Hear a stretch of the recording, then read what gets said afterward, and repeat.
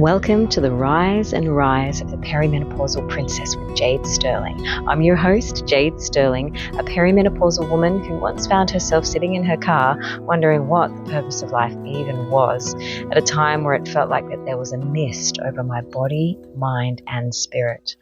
The world was telling me that perimenopause had arrived and I was expected to surrender the next 10 years or so to survival, to ride the wave, to just get through it. But as a Generation X warrior, I knew there had to be another way.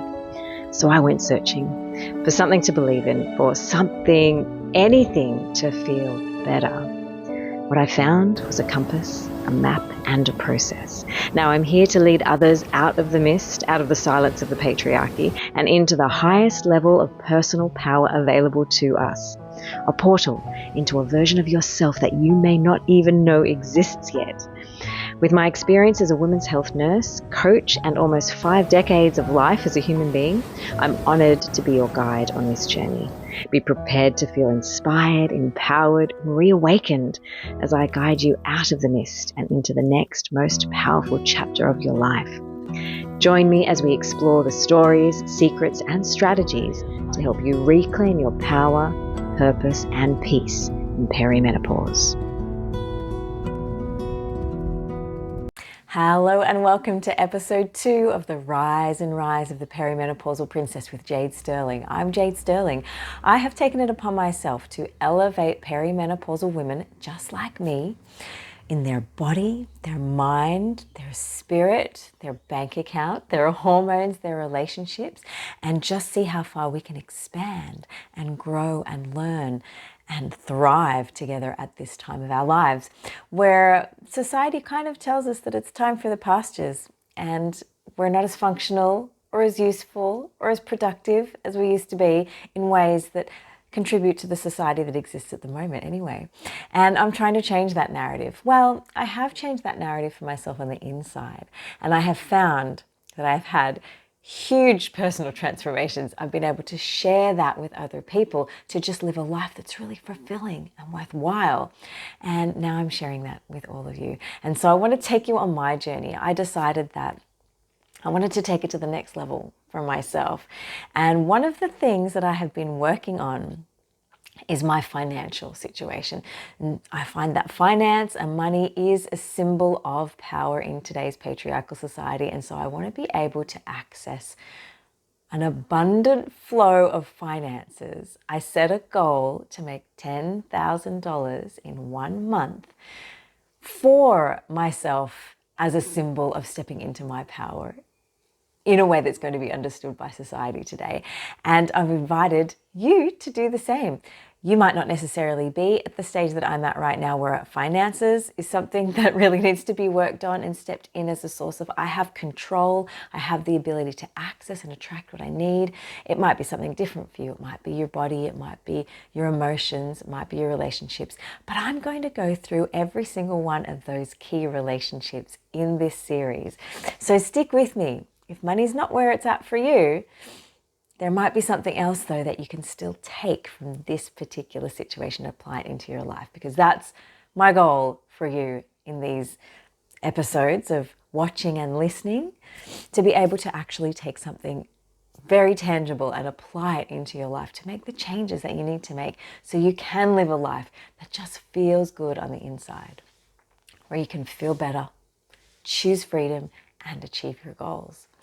So I've been taking you through the positive energy circuit, which is the system that I use for myself after I hit my rock bottom, which I described in the episode last week, and went through my own process and learnt the tools that I learnt and put together what I felt that I needed. I realized I had a little system, and it was something that it was a 6-step system that I could rinse and repeat and keep going and upgrade myself in every area of my life over and over again. And it just got better and better. And so this is what I'm using to actually propel myself forward towards my goal, which is $10,000 in 1 month. And the step 2, which is where I'm up to, the first step is intention, which I briefly touched on last week. It is about making the decision It is about coming to terms with having the understanding that you have to find the belief first within yourself, the certainty first within yourself, and a sense of calm about that before you can move forward in order to then create the goal to come into your life. Things are not as they seem. Of course, we're taught to look for external validation. We're taught to look for evidence outside of ourselves before we can actually find the belief on the inside. But what I'm learning is the opposite. And this has been the most challenging part for me. So step one is setting the intention to decide my goal is to elevate myself financially for this next month. And then I realized that if I'm doing it in a 6-step process, it is actually over 6 steps, which is I'm going to take over 6 weeks. So it's a little bit more than a month. And I started in the last 2 weeks of September, and I've set my goal to be the 30th of October. So I do need to specify that a little bit more. It's going to take 6 weeks to get to your goal. But this has been my experience that once I set my intention for my 6 weeks, I get to my goal. And it doesn't always look the way I think it's going to look. It doesn't feel the way that I imagine that it's going to feel, but I always get my goal in some way, shape or form. So I have to share this message and shout it from the rooftops, because this is also part of the learning journey. And it's, for me, it's not actually about the money. It's about the person that I'm becoming through the process of acquiring the money, which is also going to be a part of the result. Step one is intention. Step two is what we've been working on this week. I have been working on. If you're following me on Instagram, you'll see that I'm putting daily posts out there that is updating you about my journey and where I'm at with it. And step two is about locating where you are, because your brain is like a GPS. It needs to know your location as well as your destination to be able to create a map for you to get there. And so my destination is $10,000 by the 30th of October, 2025. And my location right now, to be able to tell my brain how to help me to get there, are my thoughts. So my thoughts are telling me what my location is, and I need to be very aware of my thoughts in order to be able to move forward. Now, I actually found that I was on a little bit of a seesaw between week 1, my intention, and week 2, where I am in my thoughts. And I have a coach myself who helps me through and helps me to make sure that I'm staying focused and that I'm working in alignment with my own ethics, morals, and values and framework. And this is what I'm here to help you do too. So I did find that what I said before about needing to have belief and certainty and calm within yourself before you actually can bring your result into your life. I've been struggling with that one, I have to admit. And that is what my week on socials has been about. Firstly, I was sure that I was sure, but then I was looking to my husband to tell me that I wasn't crazy, that I could do this, and that he believed in me. And look, to be completely honest, actually my husband was completely honest, but said, yeah, I do think you're a bit crazy. I do think you're a bit out there to put yourself in that position. And he considered it to be pressure on myself. At first I was pumped with motivation, inspiration, enthusiasm. He thought if that was a goal that he was setting on himself, he would find it to be full of pressure. He would find it heavy. He would find it difficult to be able to maintain the internal belief without having the external validation. And that kind of deflated my balloon a little bit, having that conversation with him. And I felt let down by him. I felt a bit disillusioned by his faith in me. But then I realized this is the work. Other people, particularly the people that are closest to you, they may not understand what you're trying to do and what you're trying to achieve. You may have a health goal about your body and something that you're trying to achieve that maybe others think might be vain or superficial. You might have a goal where you're just trying to keep your emotions in check and you want to radiate love and gratitude instead of bitterness and resentment.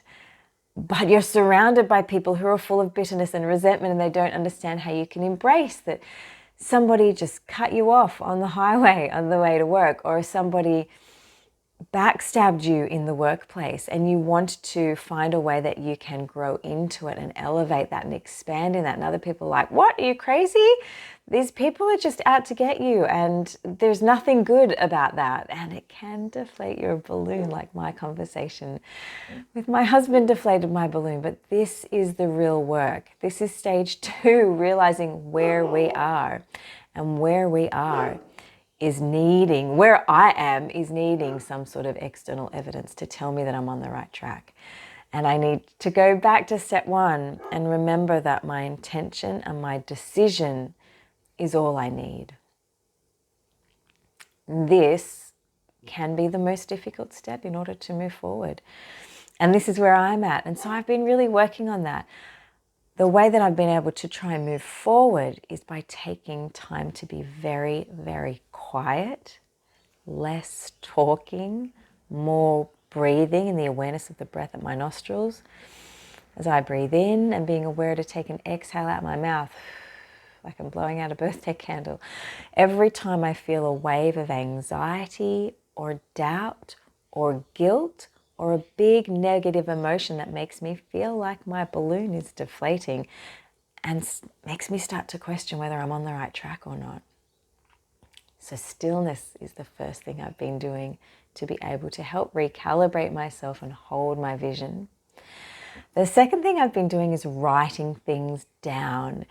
Writing things down is so underestimated. I talk about it all the time. There has been so much neuroscience research to show how your brain changes when you write things down. Do a thought download is what I call it. Keep a journal. I actually have a journal that I have for morning and evening. I have it by my bedside, so I wake up in the morning and I write things down first thing in the morning, then I write things down last thing at night. And all I do is just take the most dominant thought that pops out at me from the page, and I look at that and I start to get curious about it. Lately, my thoughts have been, how can I move forward if the people around me are not supporting what I'm doing? And that's really interesting. I've been more focused on the disappointment, the resentment, the sadness that has come about from that thought. But the more I look at that thought, become curious about that thought, I actually start to see my thought as a question. How can I move forward if the people closest to me don't support me in my endeavor and what I'm doing? And it becomes a real question with a question mark at the end, not a statement disguised as a question. How do I get through this? Sad, disappointed, resentful. How do I get through this? Curiosity, openness, possibility. And this is what I invite for you, whatever your goal is, wherever you are at this state in your time. When you think you have a problem, can you put a question mark at the end of that sentence and see it as a possibility rather than a problem? Have a moment of curiosity where you can feel it in your brain. It starts to soften, it starts to open, and you realize that there are solutions, but your brain is closed off to being able to access them. When you can get curious about the possibility that there is a solution, that your problem is just a question waiting to be answered, then that allows your brain to dial right down. It softens down your whole nervous system and it opens you up to the possibility that there is a solution. Now, I'll tell you something that it was a little bit wild that happened for me this week. I actually was invited to a conference in Los Angeles in the States. I am in the Northern Rivers of New South Wales on the east coast of Australia. And so it's a long way for me to get to LA. But my coach is over there, and she's been helping me move mountains in my mind, in my body, and see results in my life. And I really wanted to go. And I decided that I was going to go, and I approached my husband while we've been having these hard, heavy, difficult conversations about what I'm doing with my work at the moment, whether he thinks that that's realistic or safe or the right thing to do right now, whereas I'm feeling focused and connected to the work that I'm doing right now. And I've helped not only myself in smaller goals, but other women in bigger goals achieve their goals. Why can't I set a goal like this? And the conversation I had with my husband was one of those times where I really had to pull into my belief and create the bridge for myself that the evidence was not there and that the money was not there. But I wanted to go to LA, and I believed that I could. And after having this very strange and interesting conversation with my husband, we both came to this place of acceptance that what I was looking at right now didn't seem possible, but maybe there was a possibility. And if I let myself dream that it could happen, and I could show him logic, I could show him reason, and I could show him the course of how things would look if I was to make that happen, he would be open to the possibility too. Now, he still didn't endorse me with open arms and full acceptance of, you're crazy, just go do whatever you want to do, honey. He was actually still very analytical, very critical, but he softened enough for me to realize that if I can find logic, reason, and a course of events that could make this happen for me, could I go? And when that became a question for me, I actually wrote it down as a note in my phone. If I went to the retreat, what would it look like? Suddenly, when it was a possibility, money that I didn't think I had, childcare that I didn't think I had, which was a huge component, support that I didn't think that I had, access to resources to help me put this in place, I suddenly figured out how I could do it. I could borrow some money. I could fly my mother-in-law up from interstate to look after us because my husband had his roster now, so he couldn't just take time off. Could he? We could take fax leave, which is like compassionate leave, or leave for family events if I really wanted to get to this business event that I thought was going to be the make or break of my business. Suddenly I could see if I really wanted to do it, I could do it. And the certainty and the belief and the safety that I felt within myself, the trust and the calm entered my body. And even now I feel so connected to that. I feel so grateful. If I really wanted to go, I could go. And then I decided not to go. I decided that I could stretch my resources that thin if I really wanted to.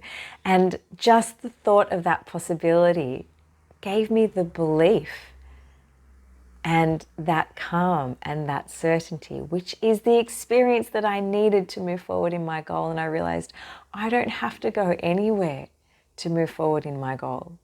I could, and I absolutely have the resources to do it. But once I had the feeling on the inside, I realized I didn't need to do anything on the outside. And that internal validation came for myself before the external validation arrived. So I just wanted to share that story with you. I'm not going to LA. I'm really sad about it. I'm disappointed, and I'm not going to discourage myself to feel those feelings too. I'm kind of like, I've got colleagues and mates now who are going over, who are going to be having this amazing few days with my coach that's of course going to be so inspiring and motivating and transformative. But I've had my own personal transformation on the inside in the comfort of my own home. And this is really what I want to experience and live myself, and what I want to teach and share with others, that we don't have to do anything crazy in our lives outside of ourselves that risks our own personal safety, that stretches our resources to a point where our nervous system can't handle it.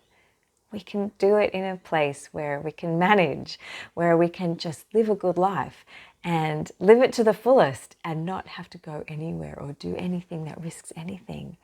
The only thing that we risk is making changes on the inside. That will show and bring up changes on the outside. But if we can move through those as seeing them to be possibilities, moving us towards our goals, then do we really need to go anywhere or do anything else? This is what I want to offer you today with step 2, which is evaluating where you are, setting your location as you work towards a goal that you really want to achieve in your life, no matter what that is. And so they're the things that I want to offer you today. I want you to be aware of your thoughts. Start a journal if you don't have one already. Start to write things down. Get curious about the thoughts that are reoccurring and offer them to yourself as questions and get curious about them. And then just think, I love this metaphor that Danielle Laporte, who is an author and a motivational speaker who I love. She's written a book called How to Be Loving, and I read it at least once a year. It just brings me right back to myself and the core of who I want to be and show up in this world, in my life, and the course of my existence and my interaction with people and others and relationships in my life, and the kind of person that I want to be. And she talks about your thoughts as being, she talks about your mind as being the sky, the bright blue sky that is open and expansive. And thoughts are just like clouds that come and go. They just drift in and out. They're not good. They're not bad. They're just what they are. And it's what we choose and how we choose to think of them that creates our experience. I'm going to be talking more about this as we move on into the 6 steps of the positive energy circuit. But for now, I want you to see your thoughts as clouds, just moving in, just moving out. They're not good, they're not bad, they're just what they are. And start to look at them as questions and see how that possibility shifts your brain to find options, possibilities, solutions to these perceived problems in your life. If you would like to spend any more time diving deeper into the positive energy circuit, this is what I do. And you can find a link in the description below to find how you can book a free mini power session with me that can set you on your path to set you free. And then, of course, you can work with me long term over the 6 weeks to be able to unpack and achieve a goal that you have been wanting deep down in your soul for a long time, but you either feel that you don't have what you need to do it, or you feel that there is something blocking you, something in your way, or perhaps you've put that goal aside because you have told yourself or the world has told you that it's really not that an important goal to achieve and strive for. Come and connect with me through any of the resources down in the description. I would love to help you go forth to feel better, to choose freedom and to achieve your goals. And from one perimenopausal woman to another, this is who I'm speaking to right now, although I'm coaching a large various group of people right now, finding my work. So even if you're not a woman who's in their midlife going through the perimenopausal changes of learning to balance your hormones and master your emotions and just live a life you love, you can reach out to me in any capacity to be able to connect with me, for me to help you put the pieces of the puzzle together so that you can create the masterpiece that you are trying to live in your life right now. So go forth. That's all I have for you today in the rise and rise of the perimenopausal princess. I hope that you have a beautiful rest of your day. Remember that this path is so that you can own your path and create your peace. And I'll see you in the next episode. And that's a wrap on this episode of The Rise and Rise of the Perimenopausal Princess with Jade Sterling. I'm your host, Jade Sterling. If this episode landed, resonated, or even cracked something open inside you, be sure to subscribe, leave a review, or share it with a fellow midlife warrior. If you're ready to dive deeper and join me on this quest towards power, purpose, and peace in perimenopause, check out the show notes and get your free Positive Energy Circuit mini power session, your map out of the mist and into the next version of you. Until next time, I'm Jade Sterling, and this is The Rise and Rise of the Perimenopausal Princess with Jade Sterling.